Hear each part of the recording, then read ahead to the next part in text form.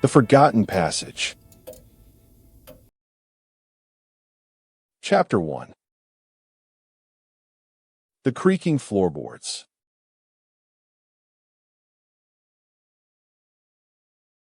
I never believed in ghost stories or haunted houses until I moved into the old Victorian on Elm Street.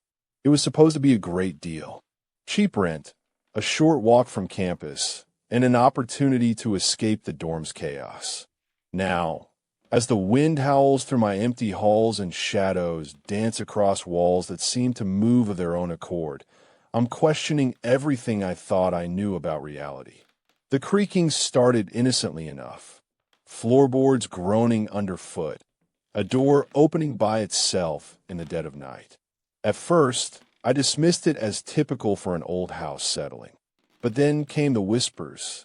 Soft at first, they grew louder until my room felt like a cauldron of eerie murmurs. In the darkness, those raspy voices seeped from every corner, speaking in hushed tones just out of earshot. Sometimes it sounded like laughter, other times wails that chill me to the bone. I'd listen with bated breath as they swirled around me, weaving a macabre melody only I could hear. Sleep became a distant memory. My mind raced, conjuring up tales of vengeful spirits or a previous tenant's restless soul trapped within these walls. But logic wrestled its way back each dawn, telling myself it was mere imagination. The house had history. It must be the wind playing tricks on me. Still, every night, the whispers persisted. They'd fade when I stepped into the hallway, only to resume once I retreated to my bed. The first few weeks passed with a series of strange occurrences. Doors slammed shut on their own.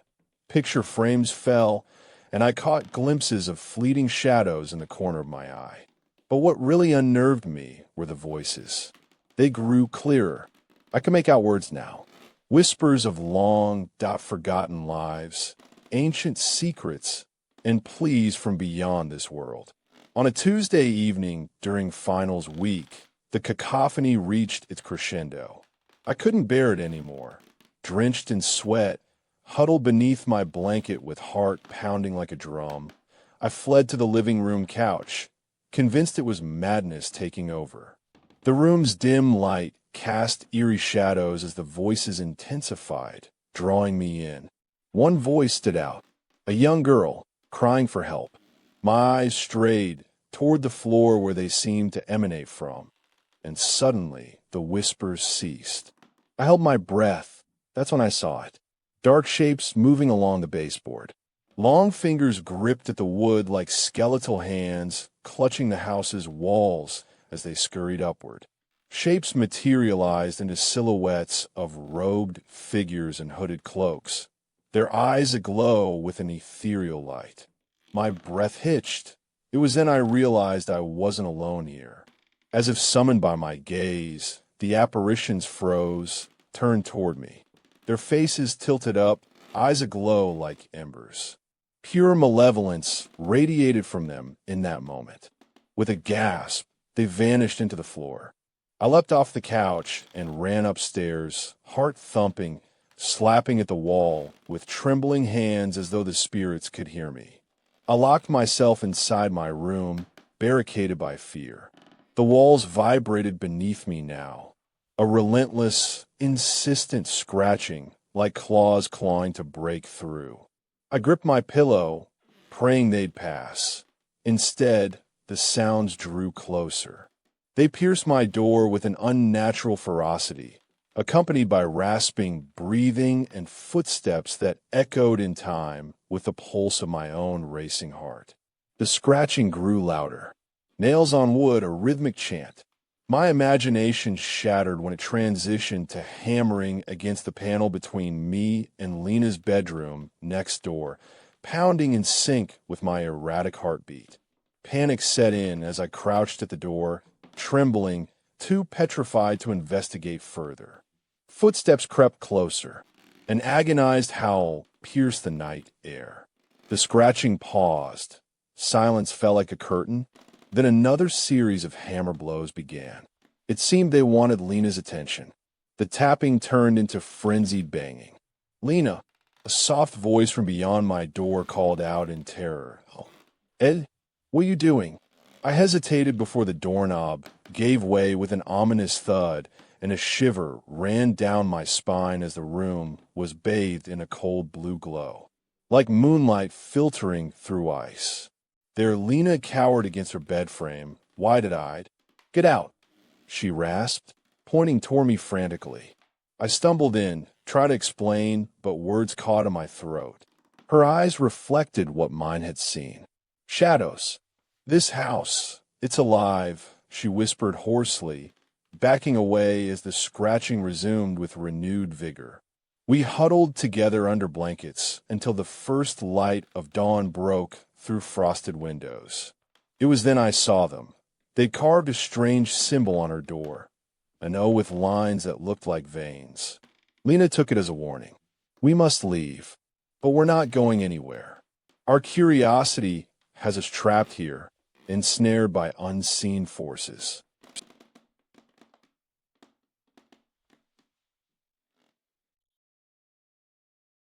Chapter 2. The Vanishing Footprints.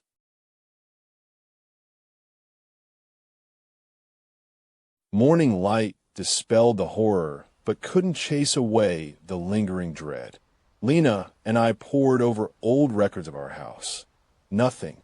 A single mention hinted at past tragedies. A student found dead in an abandoned bedroom. Another hanged herself on the porch. But there was something else, something only we knew to be true now. We began to notice other things too. Footprints tracing Lena's path down the hall and back into her room each morning. They vanished by nightfall as if drawn into thin air. Each day, they were fresher, leading deeper into my domain until they stopped just beyond my door. I watched in awe before turning up the thermostat. It must be the heating system. Yet a shadow followed me, a dark form that moved with purpose whenever I ventured out of Lena's sight. She'd seen it too, though neither dared speak about it openly. The prints returned, now closer to her room each morning, until they vanished again at sunset. One evening, while watching Lena's study by candlelight, an icy gust whipped the flame away. A presence brushed against my leg. Lena grabbed me. I whispered a single word, "Follow." Her eyes were wide as we trailed the phantom shadow down the corridor, through Lena's room into mine, until it vanished at my desk. Hunched between books, Lena asked softly, "You believe now?" The fire roared back to life in her hands, and an unseen force knocked us both off balance. Our gazes locked. I could swear they were red orbs. That same dark form materialized from the closet. In those bloodshot eyes, a hunger for knowledge glinted before vanishing behind the door with a final cackle that echoed through my brain. A chill seeped into Lena's voice as she spoke of it. "You think we're insane." Insanity crept in during the long nights. I've been seeing things. But then on Friday night, Lena saw them first.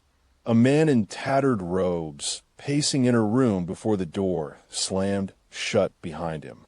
It happened so fast, I didn't even blink and it was gone. That same morning, a note appeared. "The watcher waits." Lena read it, skin pale like parchment as she whispered, "We have to confront it." But fear hardened each word into an order. Shadows swirled. Then it faced us with eyes. We backed away before it opened the closet door, revealing nothing, until our reflections stared back. They spoke with a shared breath. "Lena." No response. It was my name, only mine in that voice and tone. It beckoned Lena to join me on the landing as I stood frozen before an apparition of myself staring into the abyss of a closet where shadows churned. They called out, echoing off each other. "El, that not in a," like a chant. Shadows converged, then released us both. In their wake, two robed figures emerged. Gaunt faces with hollow eyes and black robes. They beckoned Lena and me to follow. A cold breeze carried words into my brain. The watcher awaits. With an unspoken understanding, we ventured forward on legs of lead as the specters led us to a narrow door hidden behind books. Lena, it groaned open, revealing an iron ladder descending into darkness. I took first step down, and Lena followed. It was easier than stepping off a cliff when there's no other choice. I descended with the sensation that eyes watched us from above, every rung creaking under weight. At the bottom, dank air enveloped us, and an ancient symbol adorned the floor. It was in our names. The walls shook around us. Lena gasped at the sound of scraping stone. We peered through a gap between boulders to see robed figures unloading crates that bore strange markings similar to the door we descended from. As they lifted their faces, I recognized Lena's eyes staring back and realized my own reflection had become an empty mask. "What is this?" Lena ventured, only to be met with eerie silence. We heard a final drop behind us, the last figure falling like a phantom. The ladder crumbled. Our cries were drowned out by a door slamming shut behind them. Dusting from our clothes settled on the stone floor as we stared at the watcher's lair. In the center, under a candelabra, a tome lay open to our book, its pages stained crimson. An ethereal voice spoke. "The O sisters await." Lena clutched my arm. It felt like an icy claw grasped around both of us, dragging us forward.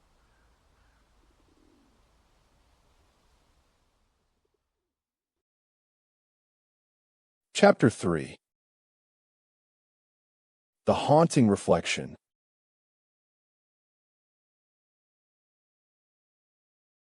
We were pulled into the watcher's abode and found ourselves before a table littered with books. An unseen force pushed us toward the tome. "The sisters?" Lena echoed when we opened it. They stared back at us from a page, faces in a pool of water that seemed to ripple like the lake out there. Pages fell apart, revealing the watcher's secrets, forbidden texts bound within, penned by those who knew our house too well. A single word echoed, an unspoken warning on its pages: "Come." In Lena's hands, something moved as if summoned from darkness. It was then we heard that name. Eleonora. The watcher spoke, each syllable dripping with a coldness I wished I never had to hear again. Eleonora. When the air cleared, pages fell and it whispered, "Your time has begun." Lena's eyes bled crimson. My own followed suit as something pried open our minds, ushering in visions. Eleonora, an O sister who hung herself within these walls. It was the same Eleonora we'd read about, a tragic figure, or what she had become after hanging at night. Now that face stared back from Lena's hands. Her gaze reflected in it, and I saw my own on either side of Lena's skull like grotesque wings. Their eyes held ancient longing for death. I watched Eleonora come alive with blood. A scream echoed through the house as Eleonora fell to her knees, weeping. She spoke. They both did. A haunting refrain, "Lena, el.ee, and let us in." They were our names now. Lena whispered it and felt an answer. A hidden room within Eleonora's chamber where a hanged woman bore their names on skin. Crimson eyes burning with an insatiable hunger. I heard it too. My name. Blood-stained symbols covered the walls as I descended further. Then she was me staring back at Lena from that mirror door with blood, painted lips, and a crimson grin. In Eleonora's bedroom, Lena felled us in. Eleonora hung there now. The sisters were our doppelgangers. We'd become them long before the watcher called us out. Our hands left red smears on the frame as they gripped it, wanting entry to what remained below. The heart of this house's darkness. I peered into Lena's eyes, and she in mine. Eleonora's door creaked. admitting us to a hidden room with a watcher at its center. The sisters were no longer our own. Their spirit had merged with the forever cursed by night.